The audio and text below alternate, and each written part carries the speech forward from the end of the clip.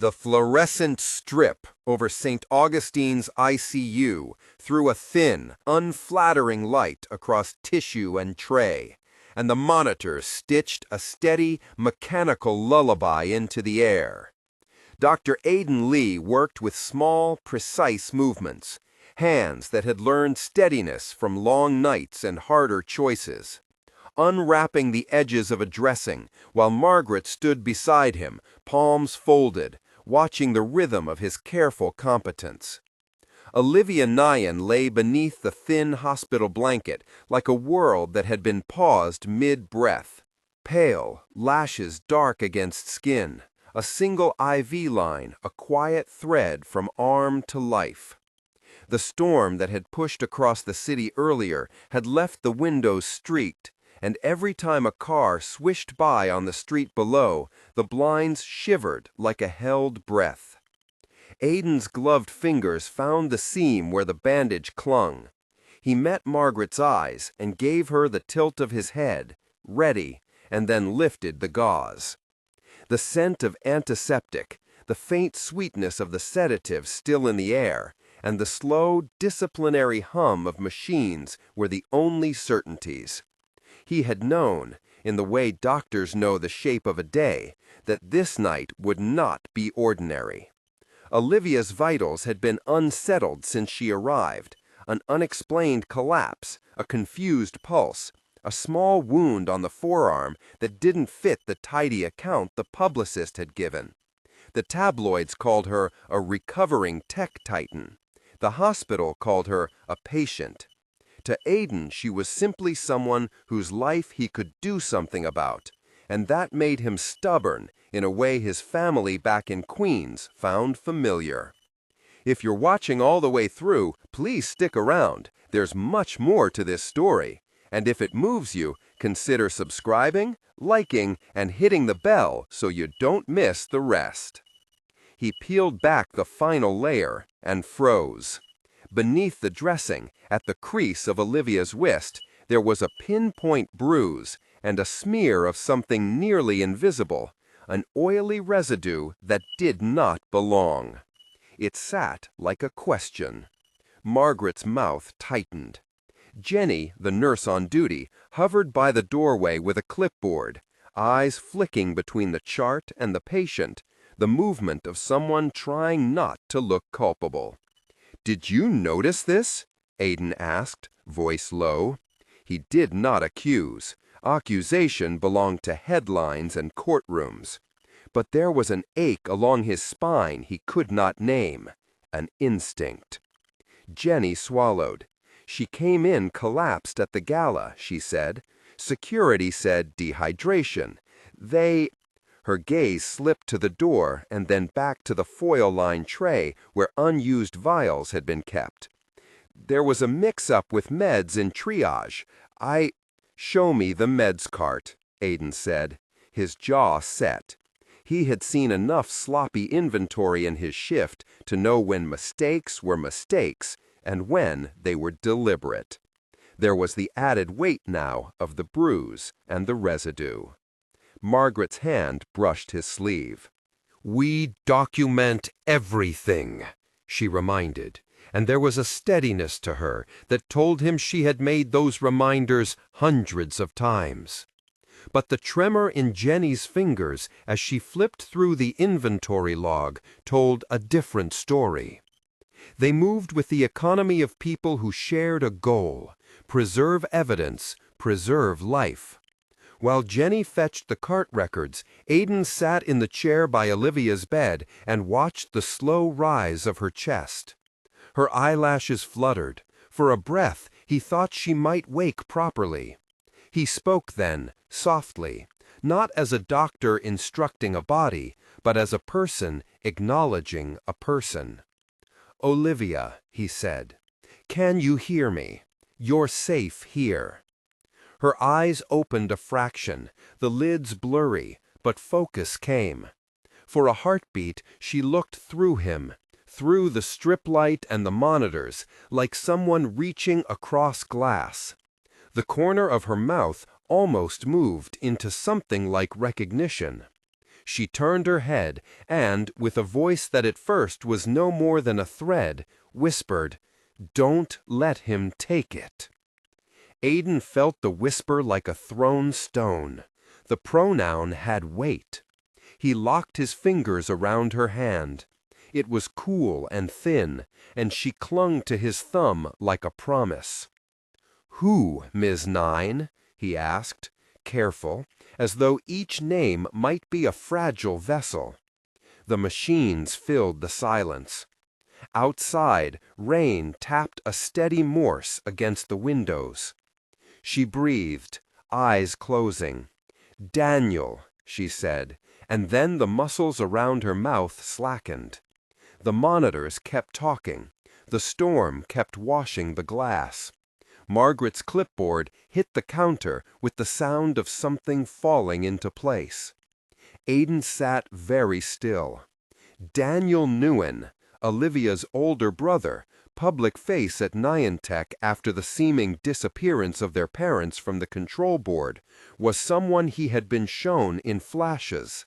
Magazine covers, a firm jaw on a news panel, a man who smiled with the kind of policy precision that made corporate leaders. Greed had long played its roles in Aiden's life as it did in other people's hospitals. Families who fought over hospice days, patients whose trusts were contested. But this was different. The whisper had been a seed that could not be ignored.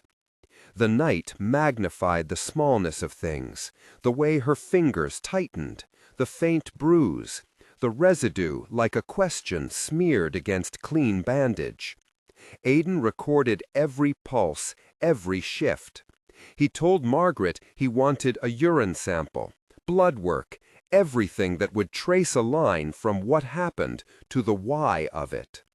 He asked the nurse to seal the med cart and bring the inventory log to the lab. Jenny hesitated at the cart, then produced the clipboard. Her handwriting was neat, but showed a single blot where something had been crossed out. Under the pressure of the storm and the bad taste in his mouth, Aiden saw patterns, small anomalies that might be nothing, or might be choices. He did not want to waste time. He paged Jake, the lab tech who had once stayed past his shift to help Aiden run a last-minute screen for a patient who ended up with an influenza he hadn't expected. Jake answered on the third ring, voice sleep-rough and quick. "On my way." There was a magnetism in the way Aiden observed things. It had rarely steered him wrong. He watched as Jenny's fingers trembled over the log and then retracted. "I took a vial out," she admitted after a moment. "From the cart. I thought—" She broke off. "It was labeled saline, but the seal was—" She could not finish. Her mouth made a small shape as though she had swallowed something bitter. "Why did you take it?" Aiden asked. No accusation, only the need for order. "It was for triage," she said. "They said they'd run the infusion here. I thought it was the right thing." Her voice had the rawness of someone who had told herself a story she now could not prove. "I shouldn't have taken it without checking the label twice. I'm sorry. You did the right thing," Margaret said quietly. "We all do, Jenny. But we also have to know what we did. Jake will check the vial, and we're going to speak to security." Her tone threaded the needle between comfort and duty. Aiden felt the gravity of it pull at him, a nurse's lapse, a vial removed, a patient whispering a brother's name. He filed each piece into a mental ledger, and, out of that ledger, drew one hard line. Olivia's collapse had to be investigated as more than medical chance. He did not yet allow himself to imagine motive, because motive is a luxury for detectives. For now, there was evidence to secure and a life to protect. The hours that followed were a rhythm of small calculations. Jake arrived with a plastic folder and a controlled face, and the lab smelled like bleach and possibility. He worked with Aiden in a quick choreography. Aiden explaining the timeline, Jake murmuring about assays and contamination, and then took the sealed vial away. The lab would tell them if there were foreign compounds, but it could not name intentions.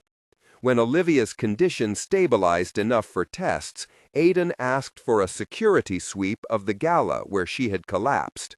Margaret pushed a note across her lips to her supervisor and insisted on full documentation. The hospital's PR rep wanted to manage statements. Aiden told Margaret to keep it factual. He had seen the way a press release could strangle the truth before it got to breath. Olivia's name, like a bright coin, circulated through channels, journalists, shareholders, concerned board members. Outside, the world wanted to make this into a narrative of fragility. Inside, someone might have tried to make it into something else entirely. As dawn bled a pale color through the blinds, Aiden sat with Olivia again. She slept fitfully, and when her eyes flickered open, she reached for him as if for ballast. He held her hand and felt the small staccato pressure of fear. Her forehead creased then, not in pain, but in thought, and for a wild moment she seemed fully present. The woman who had built a company that put algorithms into the palms of millions, whose voice commanded rooms. "Can you tell me what happened at the gala?" he asked quietly. His fingers brushed the vein at her wrist. She stared at the ceiling, following the path of a hairline crack in the plaster, her mind a map of small, deliberate points. "Was there anyone with you? Any drinks? Anything you remember?" She opened her mouth and, with a careful slowness, began to speak.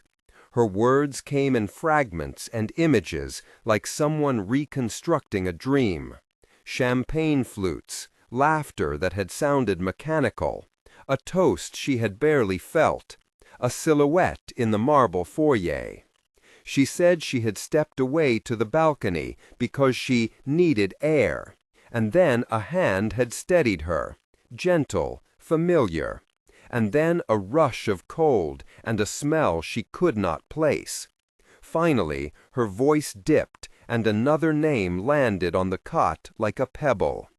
"I saw him with a small vial. He said his hands were full. He wanted me to sign." Aiden noted the phrase, signature, hands full, and felt a new cold certainty settle in his sternum. Daniel had been pressing for a new document to simplify succession, his PR smiling through a line of denials, claiming family unity. To the world, it had been routine corporate housekeeping. Under the surface, a different script congealed. "Who steadied you?" he asked, in a tone that suggested he'd accept any name. Her eyes searched his face as if he were an anchor. "I can't be sure," she whispered, and then, with the fragile earnestness of someone grappling to be heard, she squeezed his hand. "Promise me you won't let anyone take everything." He promised because it was the honest thing to do.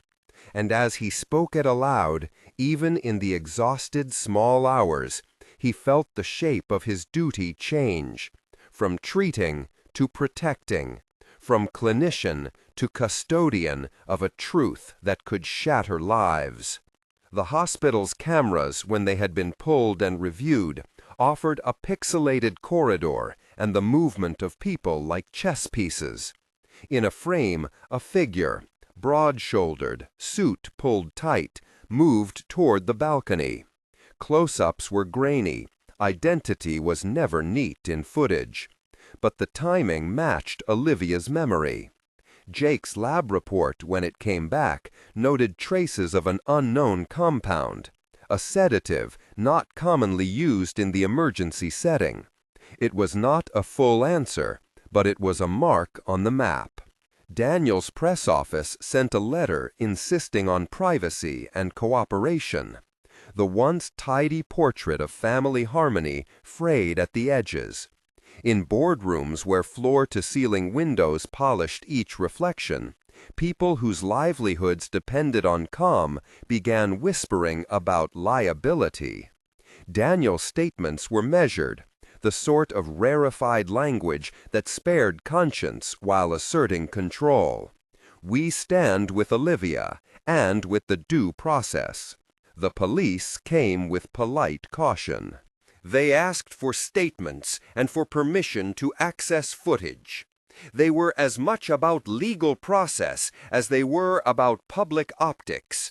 And Aiden sat across the table from an officer who had the practiced patience of someone who saw grief and spin as professional constants. Aiden handed over his notes. He told them about Jenny's hesitation, about the bruise, about the oily residue, about the whisper of the name. The officer took it all down. "You believe someone meant her harm?" the officer asked quietly, pen poised.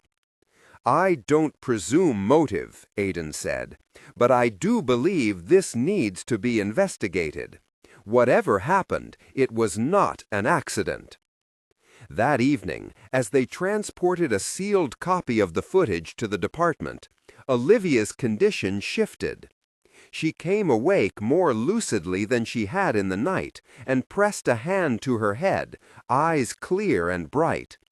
"I want to talk to my lawyer," she said, and there was the steel that had made her a titan.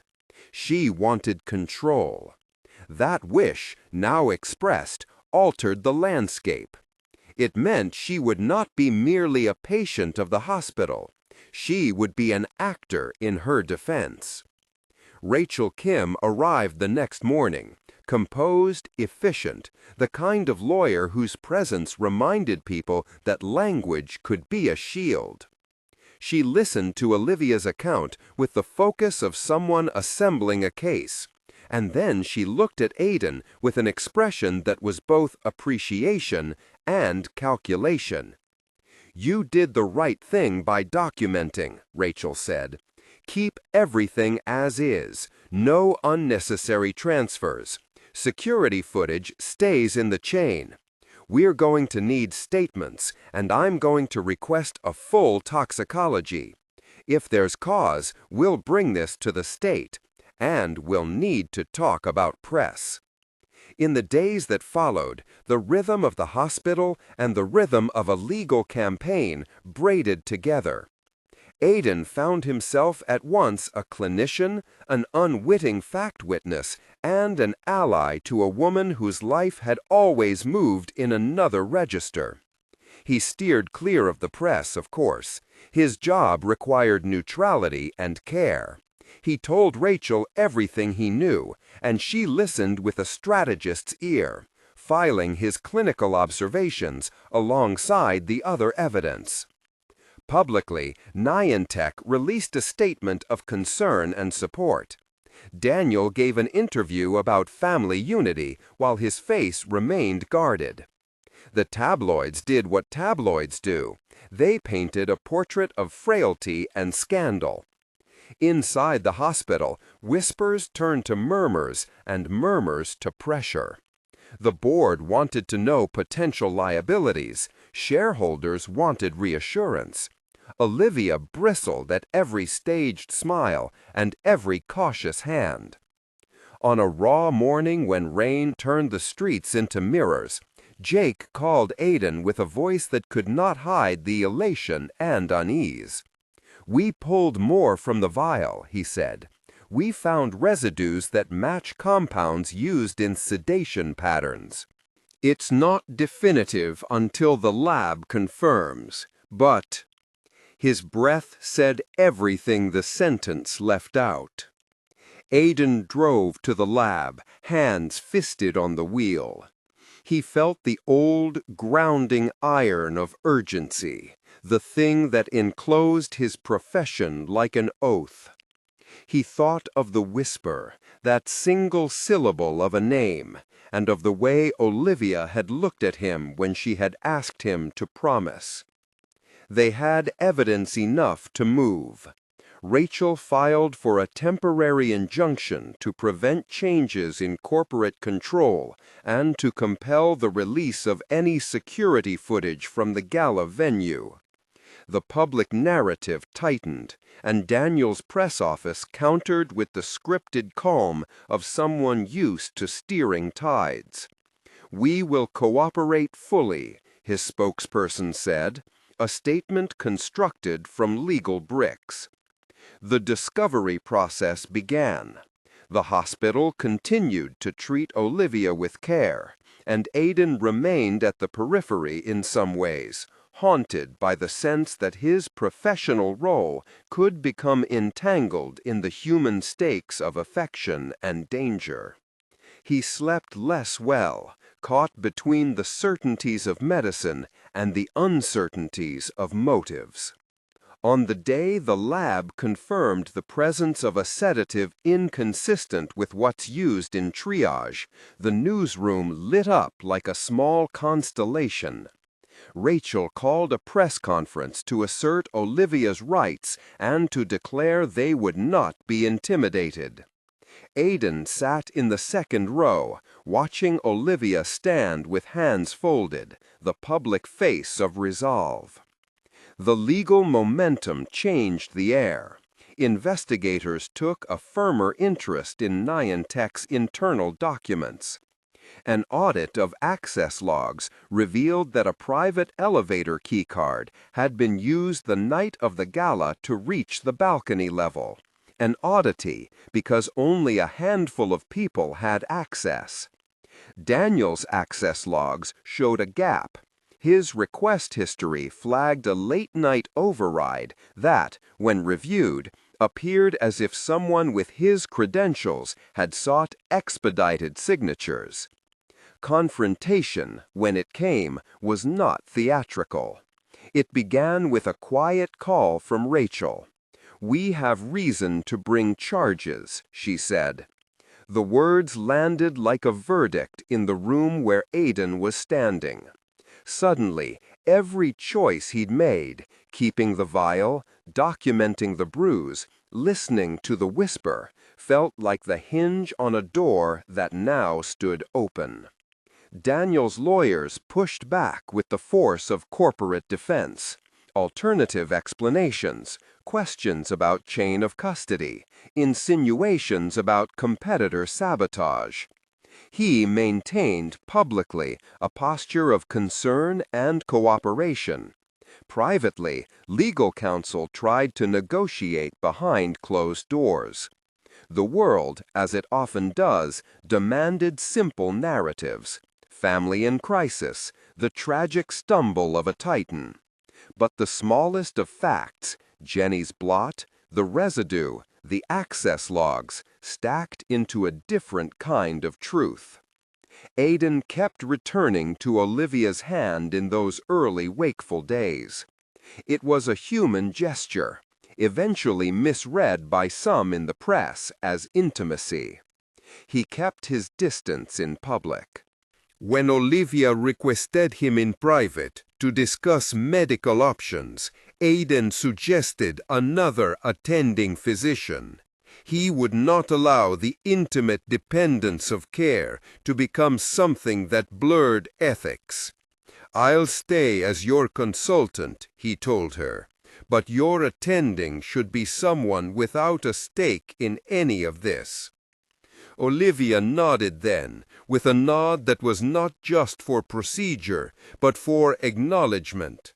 She wanted him nearby, yet she also wanted the world to know she was making decisions for herself. The courtroom became a new operating theater, words and documents as scalpel.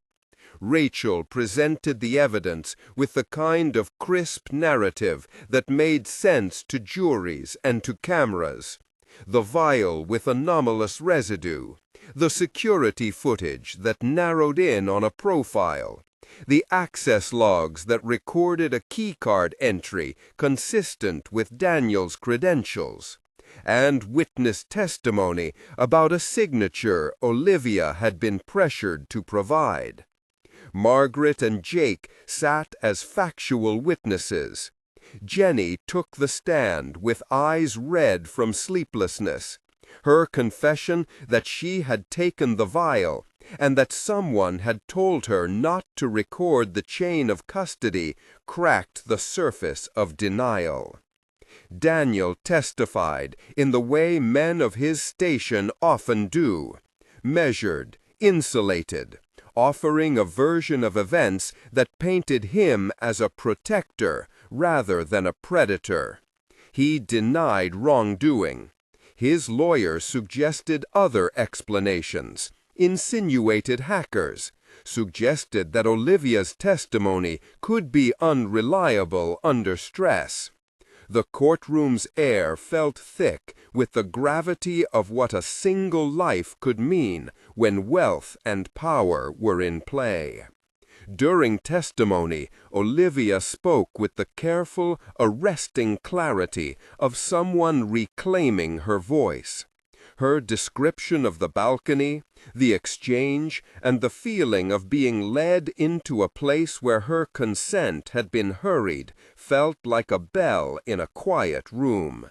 She spoke not as a helpless subject, but as an agent, wronged and ready to seek redress. Watching her stand in the light of the courtroom, Aiden felt something that was not romantic, because romance could only ever follow one important thing, her full agency, but a deep, protective care that had shifted from the private room to shared purpose. He had promised not to let anyone take everything.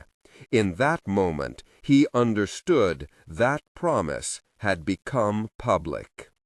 When the jury retreated for deliberation, the press swarmed like flies around their shared curiosity. The city hummed with speculation. Aiden returned to the hospital in a state of electric fatigue, where monitors and beeping machines grounded him in the work he had always known. Olivia called him that evening, voice steady. "Thank you for standing where you did," she said simply. He told her to rest. He did not say what he was thinking, how easy it would be to let himself be drawn into protectiveness that might complicate everything.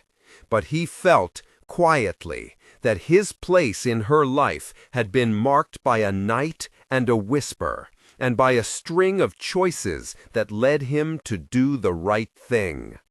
The verdict day arrived like a cliff edge. The courthouse steps were lined with reporters, and the city's breath felt like a held one. Inside, the jury returned with a decision that rippled through the room. Guilty on counts of coercion and tampering with evidence. For a heartbeat, Daniel's stoic mask slipped. For a woman who had once been cornered by public expectation, the verdict was more than personal vindication. It was permission to exist again without being defined by someone else's plan. As court guards led Daniel away, someone in the crowd, an angry relative of a corporate ally, lunged toward the defendant. It happened so quickly that no one had a clean memory of the sequence. A flash of movement, a glint of metal, a scream swallowed in the din. The attacker had a blade. Panic accelerated everyone into motion. Aiden's training took over in a way that was its own kind of morality. Get between harm and the vulnerable. He moved with a speed that surprised his own body. He reached Olivia's side and stepped in front as someone collided with the attacker, and the room shrieked into chaos. Hands grabbed, People shouted, and for a frantic moment, the world narrowed to the rush of adrenaline in Aiden's ears and the metallic tang of fear. He felt the blade pass somewhere near him, a scrape of cloth, and the smell of cold air. Margaret tackled someone to the floor. Security subdued the attacker. In the scramble, Aiden felt Olivia pull back, breathing hard, eyes wild. He was not a hero. He was a doctor who had, for a long time, kept hands steady in crisis. The aftermath left a bruise on his arm and a small tear in his sleeve, a physical ledger of what had happened. In the days after the attack, the city had other stories: the near miss, Daniel's conviction, the public reaction. But for Aiden and Olivia, the immediate ledger was quieter and more personal. She insisted he see the hospital for a small laceration to his hand.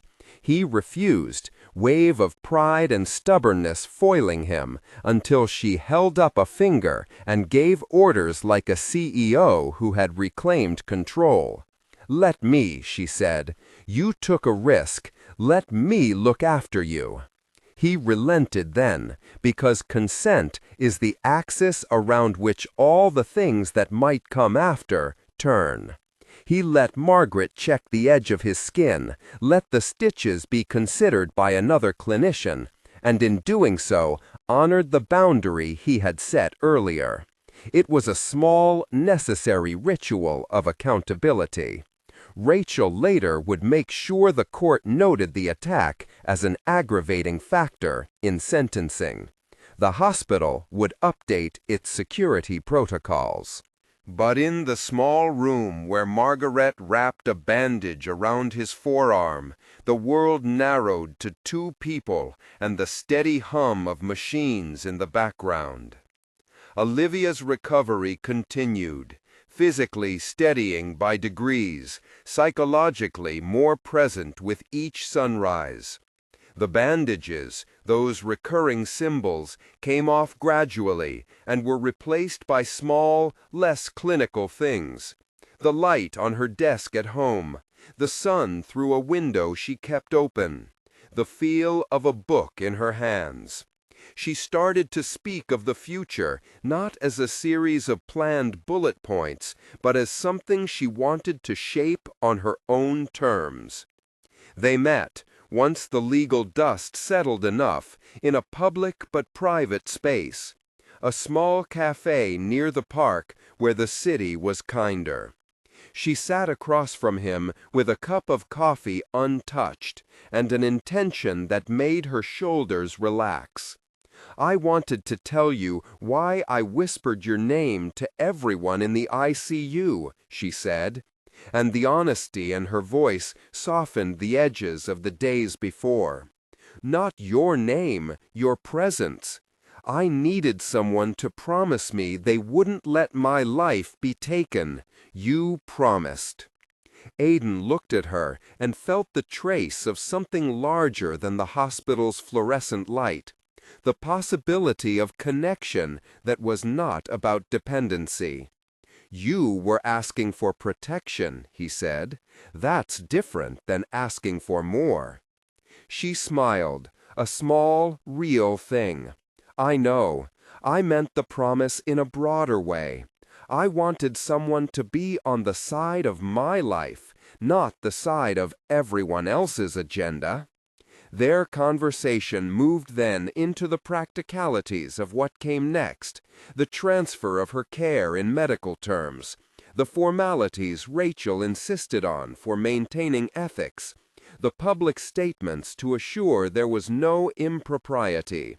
Olivia insisted Aiden remain in the picture as an advisor, but requested a new primary attending. He agreed readily, because the line drawn mattered more than any private feeling. When he transferred official duties, there was paperwork and signatures and a heavy sort of relief. Weeks turned into months. Olivia's recovery advanced with therapy and time. She returned to work with a different posture. less of a marquee titan and more of a leader who had seen her own fragility and chosen to act from it. The courtroom sentencing concluded with Daniel receiving a term that reflected both his criminal actions and the complex social fallout that had come from the case. The court's decision did not feel like a victory in the triumphalist sense. It felt like a correction, a setting right. And then, gradually, in the slow, honest way that important things arrive, something that had been restrained by circumstance and ethics began to grow. A relationship built on mutual respect and consent. Olivia and Aiden began to meet as two people who had gone through extraordinary events and found in one another not a rescue, but a companionship. He attended public functions as a guest, not as a clinician. She sought his counsel and then sought to pay it forward, setting up a community clinic that would offer care without judgment in neighborhoods like the one he had grown up in. Before anything became formal, they honored the safeguards that had mattered. He filed the appropriate disclosures with his hospital. He took a leave to consult rather than to attend in-house. And when their private affection became public, months later, at a small gathering where friends toasted quietly, both their names were spoken with the same clarity with which Olivia had spoken in the courtroom, as equals. They married in a ceremony that was simple and true.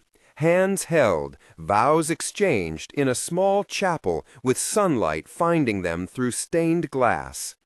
The leitmotif had come full circle, from the harsh strip lighting of an ICU to the warm panes that outlined two people who had chosen to build something. Their vows were not grandiose promises to fix everything, but commitments to care, to listen, to act ethically, to support a shared vision, a clinic that would carry the ethos of their journey into other lives. The clinic opened not as a polished monument, but as an earnest space with cracked sidewalks and a painted sign that read simply, Nyen Lee Community Health. It offered sliding-scale care, community outreach, and a program that trained nurses on documentation and ethical vigilance, lessons learned in the costliest way.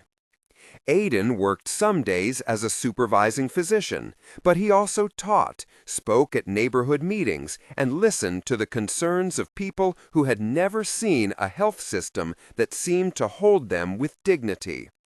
Olivia provided funding and stewardship, but insisted on governance that included community voices. They both believed in restorative action, not spectacle, but sustained service. When the clinic's doors opened for the first time, the city smelled of summer and fresh paint, and people queued in a way that felt like a testament to the simple desire to be cared for. Aiden watched a woman hand her child a bandage, saw the same steadiness Margaret had once shown him, and felt a quiet joy settle in his chest. The bandages that had once marked confinement had become tools of care and, in a sense, symbols of continuity. In the evenings, they would sit at the window of their modest home near the park and watch the city shift from bright to golden to night. Olivia would often reach for his hand across the table, a small gesture that echoed the first nights in the ICU but now carried no shadows of dependency, only the warmth of consent and mutuality.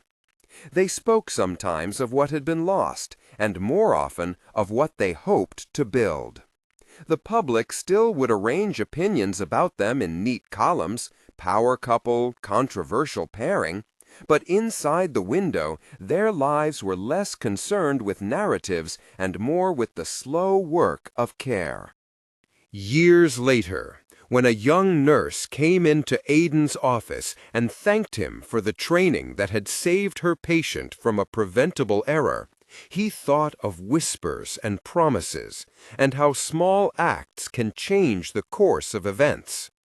Olivia's foundation had funded a scholarship for nurses from underserved neighborhoods, and the lab tech Jake had become the head of forensics at a small hospital uptown.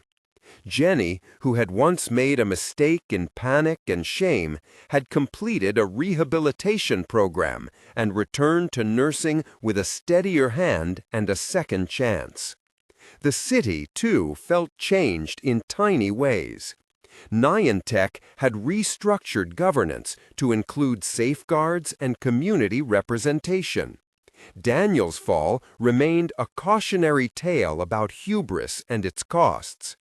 St. Augustine's ICU kept a folder of the case as a reminder of the fragile border between power and care, and a plaque by the entrance advised visitors to treat each other kindly and to respect the quiet work of healing. One ordinary afternoon, as a late summer storm edged in on the horizon, Olivia and Aiden walked in the park, where the trees angled their branches like benedictions. She stopped and looked at him, eyes steady, and said, "Do you remember the first thing I said when I woke up?" He laughed softly. "You said my name in a whisper. You asked me not to let him." She took his hand and squeezed. "What I meant then wasn't revenge," she said. "It was permission. Permission to choose my life. You kept that promise." He kissed the back of her hand. Above them, a window in a distant building threw a rectangle of light onto the wet pavement, like an invitation. The storm moved away, leaving a clear sky smeared with late sun. Their life stretched ahead in ordinary increments: clinic meetings, dinners with neighbors, paperwork, and laughter. In the end, what the weak patient had whispered in the dark did not simply change a case, it changed a man and a woman and a community. It turned a moment of vulnerability into the impetus for accountability, for reform, for tenderness. It taught them both that protection is not possession, that love must be entered with consent and clarity, and that service might be the truest way to honor a life recovered. If this story moved you, please consider subscribing for more heart-centered narratives, leaving a like, and turning on notifications so you don't miss new stories like this one. Thank you for staying with us through Olivia and Aiden's journey. The anniversary of the clinic came on a bright spring morning when crocuses had opened like small flags along the path and the air smelled of wet earth and coffee. They kept the ceremony modest: a short ribbon, a few chairs under the maples, homemade pastries laid out on a folding table. And yet the line outside the doors spoke louder than any speech. People arrived with stories clutched to them: a fever that had passed, a baby who now slept through the night, an old man who had finally understood his medications. Aiden stood for a moment at the threshold, watching the exchange of thanks and the easy, practical kindness that had become his measure of success. Olivia came up behind him and slipped her fingers into his. He did not need to look at her to know the expression on her face, the one he had learned to read across crowded rooms and quiet kitchens, and together they stepped into the small bustle. During the short program, a nurse he had helped train spoke first. Her voice trembled only once, then found its shape. She told the crowd about a patient who had once nearly been lost to a preventable lapse, and how the protocols they now used had saved him. When she finished, people clapped with that particular sound of relief and gratitude that belongs to those who have been spared a heavy thing. Aiden, who had never liked being the center, said only what was necessary. He spoke of duty and error and the quiet courage of those who keep watch through the night. He thanked the community for its patience and wisdom, and he thanked Olivia for insisting that the clinic answer to more than one set of hands. He finished with the truth he had learned in the worst hours, that healing is not a triumph over a person, but a steady tending toward life. After the crowd dispersed, they planted a young maple beside the path. Olivia pressed the soil with both palms, while Aiden held the sapling straight. Children ran by, trailing laughter. An old woman from the neighborhood pressed a wrapped loaf of bread into Olivia's hands without a word, and then went on, smiling. That evening they walked home under a sky the color of brewed tea. The city hummed with small tasks, a dog barking, a delivery cart creaking, lights coming on in neighboring windows. They paused on the bridge by the park and watched a cyclist pass, his headlamp a slow comet. Olivia leaned her head against Aiden's shoulder. "We did what we could," she said quietly. He kissed the top of her head and let the world settle around them in the ordinary way it always does, with work to be done, and with the comfort that sometimes the work itself is a kind of prayer. Ahead, the clinic's windows glowed like patient stars, and inside, someone was still talking, still listening, still mending the small fractures of a life.